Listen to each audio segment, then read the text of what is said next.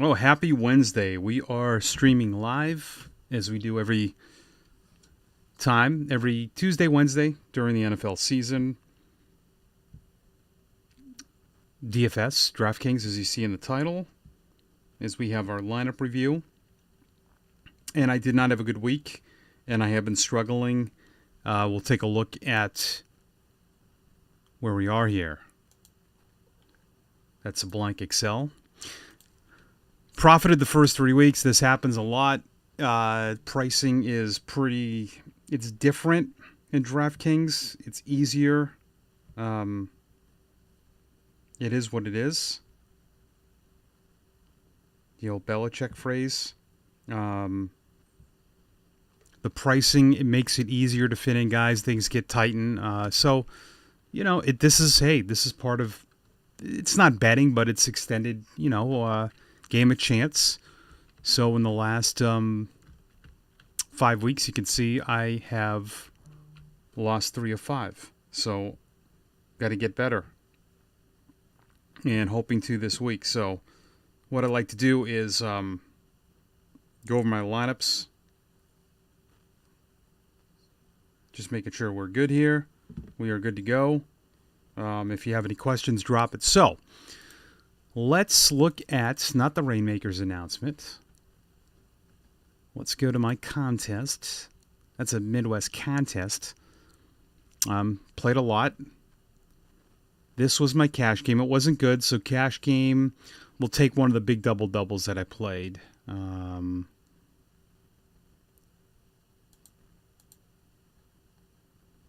to one of the big boy. Massive. So the results, I like to play 80% of my buy-in each week is on 50-50s and double-ups. Big entries, 45.97, pays the top 2,000. I was good 17 points from cashing, so this was my lineup, and it really sucked. I had Tillman in there, too, and I got too cute figuring and Tillman had to be, 44%.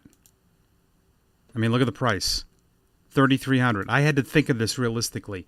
Is this guy going to do that much better than Tillman? No. Take the 300 savings, but play the chalkier guys. But if you think about it, this lineup works if I play Tillman at 300 less and I go up in defense. That's it, like one. But it's from not playing the chalky. And I played a lot of the chalky guys. Winston was fine at 5,200.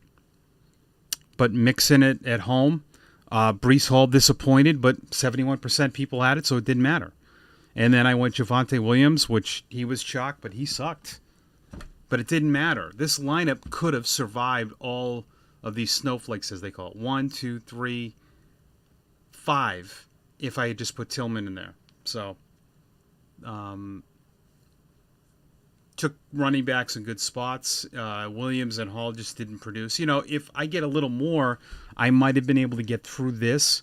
But 17 points, if he had 4 catches, 40 yards, that would have been 8 points. And, I didn't get a lot from these two, London and Hill. My receivers were terrible. 20 points between 3 guys. Hit on Otten, hit on Mixon, hit on Winston. But it is what it is. Was not a good week. I mean, I cashed $1.80. It's my worst week, hands down. And I'll always show you guys my losing lineups. Best cash game, best GPP was 144.24, which didn't even cash. I did a Jalen Hurts stack to A.J. Brown, Devontae Smith. They're going to go off this week. They got Jacksonville. That game will be a disaster, I think, for Jacksonville. Ran it back. Terrible. Kareem Hunt. Acheon, which I like that play. Otten, Wicks. It's tough to play the Green Bay guys, and I took the Bears defense. But, yeah. So I use Fantasy Labs. I think this is great. It has projections. I don't always go by these, but it's a good guide. And I really encourage people to sign up here. It tells you, I really like projected ownership, but I also like this. This tells you pro trends, averaging at least 3 targets, implied total, a lot of cool things. When I look to build this, I also use traditional stats. I'm working on what running backs I like this week. Rushing attempts per game, I think that's important. Like say you want the Seattle or Cincinnati game. Look, they don't run the ball a lot. This guy's Brown is popping. I get it's at home, but he does share time with Moss. I think it's touchdown dependent. I think that's more of a GPP. But I want guys that are going to get at least 20 touches and have some involvement in the passing game. These two right up top are pretty good. DeAndre Swift at 6,400 is pretty good. He's been pretty consistent. I mean, look at this. The last 4 weeks. Pretty damn consistent. But on the road, 1-point dog. Don't love that. But I do like looking at this, These are glaring things. I mean, Carolina's given up 154 yards on the ground. Look at Dallas. So it makes Kamara and it makes Robinson. And these are all baked into who they're playing too. But I think it's good to use traditional stats. I also do this. I come in. I put in what Fantasy Labs has a cool little tool here. If you go to Vegas. I really like this. This will change in a minute. It's going to have all the implied scores live. What I do is I record these and I change them as things change. So, not much has changed. Oh, yeah, Cleveland 22-21. Buffalo 28-22. Dallas 27-25. New Orleans 26-18. This is a lot by the market dictates what happens here as well. Tennessee 21-17 over New England. 27-20 Bengals. Denver 18-27. This is a 23-22. That's a good game to stack. 27-19, 26-23, and then 25-24. So the one change was New Orleans at 26.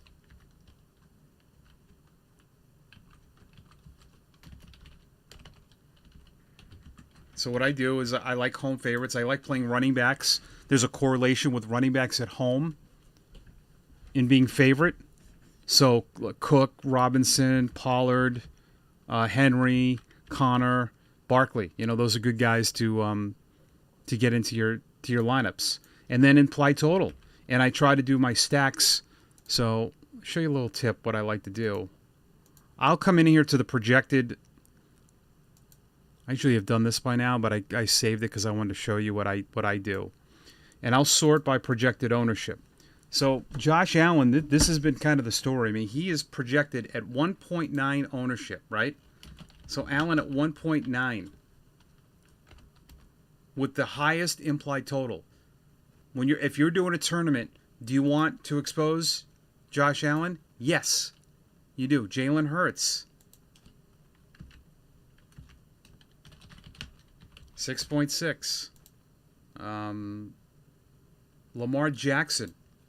2.2. Burrow, I bet is he higher or is he lower? Is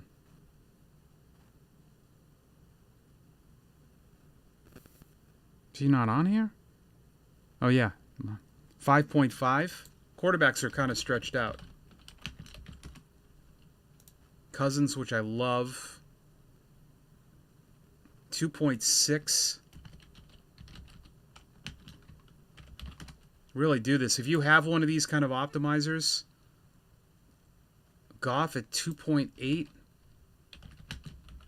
See, there's so many teams with high implied totals that this stretches out the ownership. Derek Carr plays.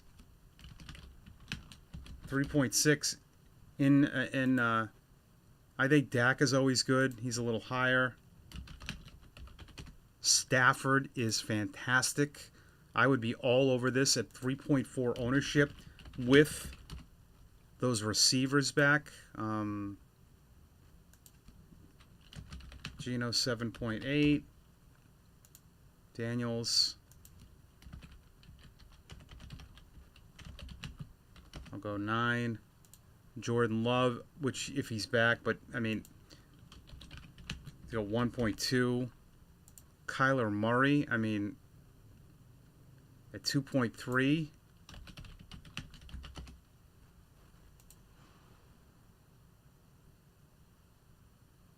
Herbert at 6. So it's good to have, Tua is 1% projected ownership. Caleb Williams is under 1. In a close game. So look at this. What pops out to me, right? I mean, 1.9 with the highest implied total. 2.2. You could maybe play him naked. Cousins. Goff. Those are 4 really good. And I think Stafford. That might be where I go this week. And what's cool here is you can come over. There's a cool optimizer, but you can do stacks. Like, look at this. You can just do 1 quarterback, 2 receivers, build stacks, and you do it by ceiling. That's what you want for tournaments. Stafford, Hurts, Burrow, Tua, Josh Allen. I mean, then if you did this, build stacks with the tight end.